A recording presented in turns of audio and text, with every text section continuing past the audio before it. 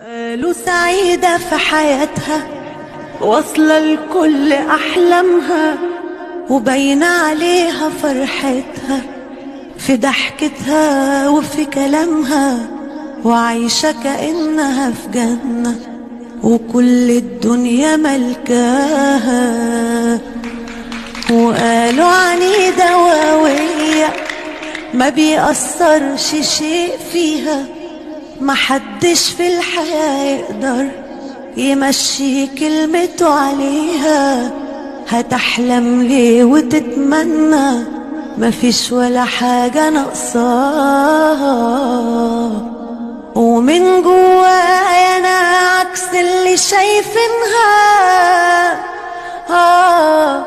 وعالجرح اللي فيها ربنا يعينها.